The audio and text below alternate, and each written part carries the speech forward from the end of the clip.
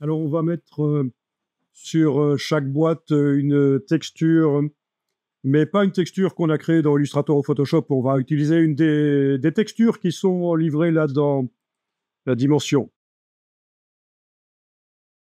Je clique à côté des boîtes qui étaient sélectionnées. Je clique sur une des boîtes et dans ici, matériaux, vous allez voir que vous avez toute une série de matériaux. Il y a les matériaux standards Adobe et en dessous, il y a les matières substances. C'est quoi la différence? Vous allez pouvoir le voir. Dans un premier temps, vous allez pouvoir tester les matériaux standards Adobe. Donc, vous appliquez une texture ou l'autre sur la boîte. Quand vous voulez changer de texture, il suffit de cliquer sur une autre texture, là, une autre matière, voilà. Alors, qu'est-ce que vous voyez dans les propriétés? Des choses habituelles. Vous avez notamment une map de rugosité. Pas besoin de vous dire ce que c'est une map de rugosité. Vous avez vu la fois passée.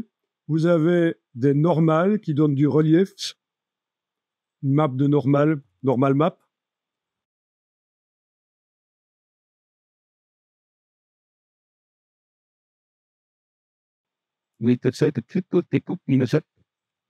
Bon, alors pour bien voir la matière, le mieux, c'est peut-être d'aller dans la partie rendu.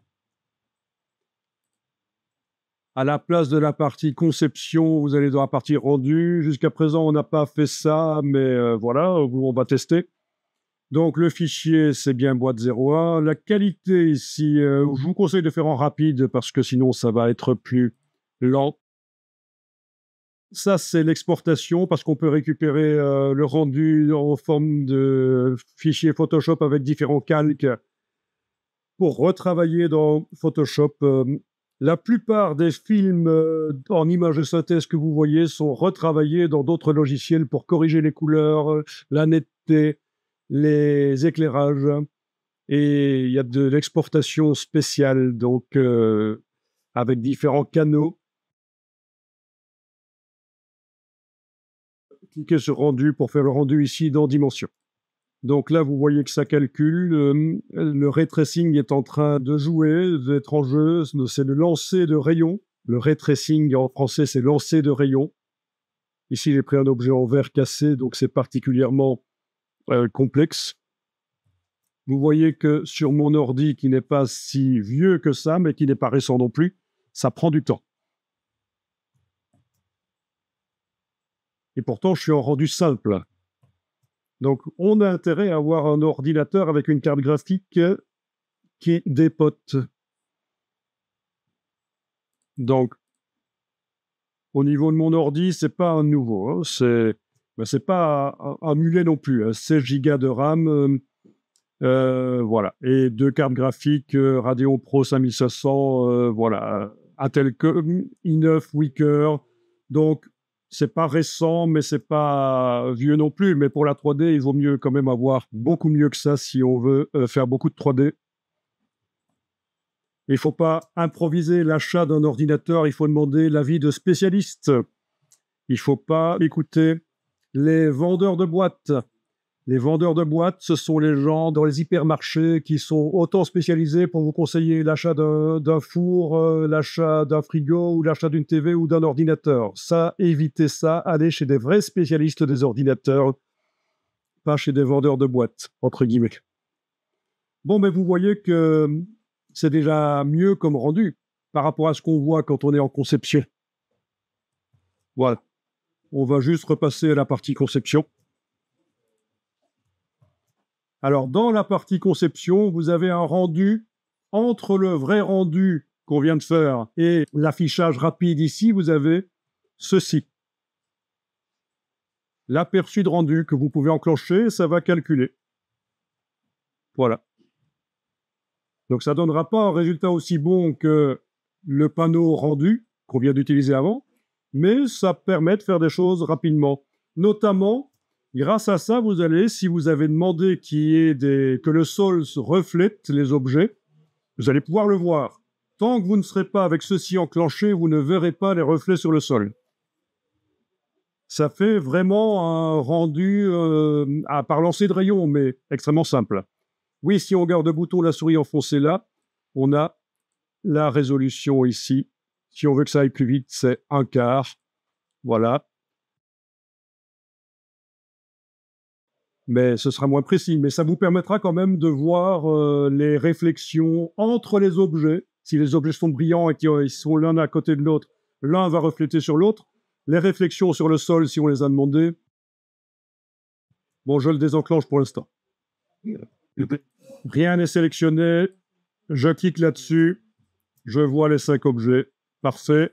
Je vais tester d'autres matières. Donc, passons à un matériau qui n'est pas un matériau standard Adobe. On va passer directement à un matériau Substance. Donc, Substance est un logiciel qui a été racheté il y a quelques années par Adobe, aux grandes dames de ceux qui détestent Adobe et qui travaillent dans le jeu vidéo. Ils se sont rendus compte d'un jour à l'autre qu'ils travaillaient avec un logiciel Adobe. Et donc, vous pouvez tester l'un ou l'autre. Voilà, je vais prendre Marbre Veiné, par exemple. Donc, celui-là, ce matériau Substance par rapport aux autres, au niveau des propriétés, mais on va, en ayant sélectionné l'objet, on va aller au niveau de la matière. Donc, vous avez la méthode qu'on a utilisée jusqu'à présent, soit le double-clic sur l'objet, soit le clic sur la flèche ici. Il y a aussi ceci.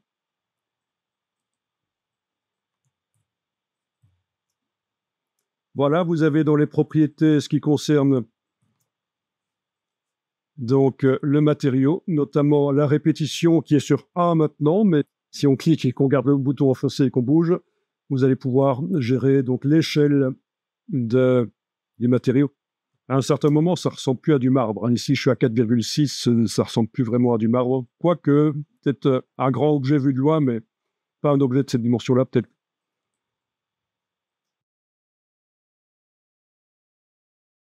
Densité des fissures. Alors ici, dans Google, j'ai tapé Substance Designer. Je suis dans la partie images. Comme ça, vous voyez rapidement le logiciel Substance Designer qui permet donc de créer les textures qu'on est en train d'utiliser. Vous voyez qu'il y a des délires vraiment, c'est extraordinaire le niveau de réalisme qu'on obtient avec ces textures-là, en fait.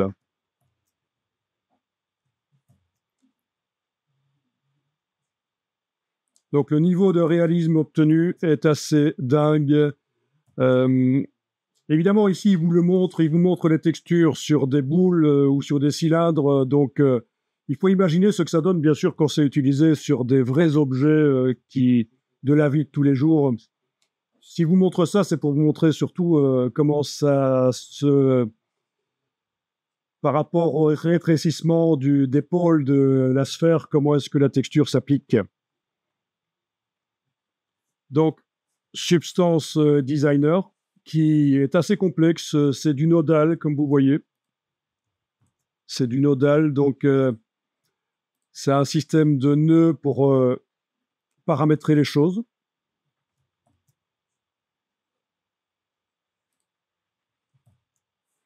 Ok, merci l'Europe. Voilà. Système de nœuds comme ça, voilà, pour paramétrer des textures complexes. Alors, il existe une alternative que vous connaissez peut-être, un autre logiciel qui n'est pas Adobe et qui permet de faire aussi des matières. Donc, on dit que l'équivalent de Adobe Substance, c'est Quixel. C'est ça. Voilà. Donc, là aussi, c'est pour faire, bien sûr, des matières. Est-ce qu'il n'y aurait pas une version qui serait accessible gratuitement? C'est ça, bibliothèque gratuite si on crée un compte Epic Games. Ben, ils essayent d'être assez agressifs par rapport à Adobe, en fait. Hein. Ouais, non, mais son poste, ça Et je pense qu'au niveau utilisation, c'est un peu plus simple que Adobe Substance en plus. Ouais. Si. Bon, j'ai malheureusement ici un web un peu lent, mais vous avez compris l'idée. Alors, ces dernières semaines, on parle pas mal de Unreal Engine 5 qui permet de faire des jeux vidéo hyper réalistes. Vous avez sans doute vu ça. Et Quixel est là-dedans. Donc, si vous n'avez pas vu, c'est assez dingue. Les démos qu'on voit pour l'instant avec vraiment des choses qui ressemblent à des films, des vrais films en caméra numérique, sauf que c'est des jeux vidéo.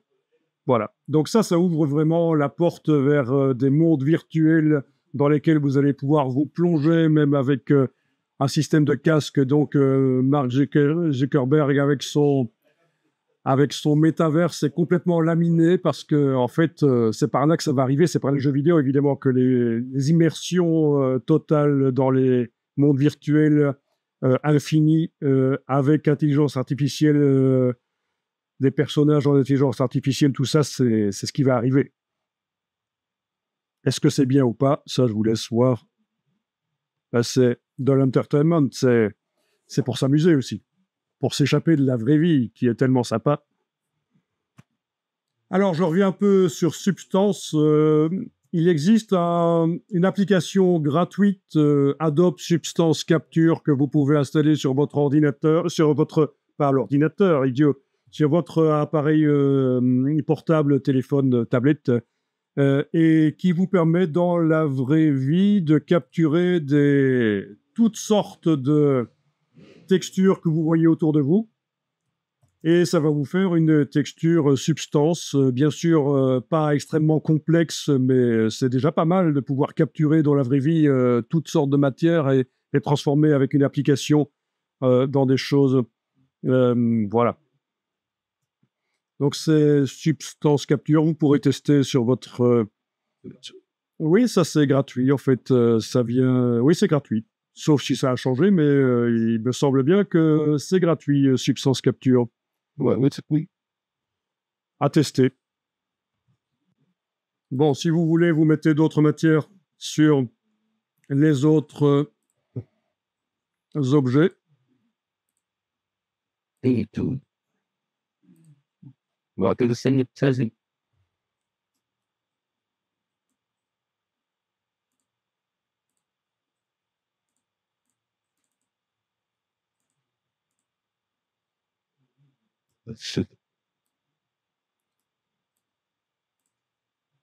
Bien. Si vous les sélectionnez tous et que vous les groupez, objets associés, mais bien sûr, ils sont dans un groupe et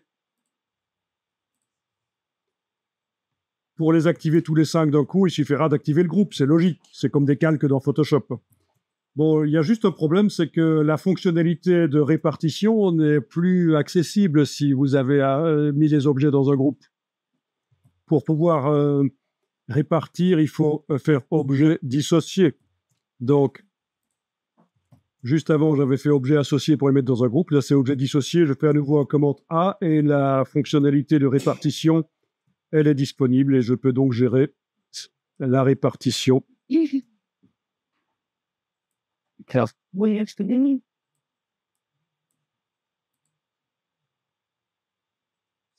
OK.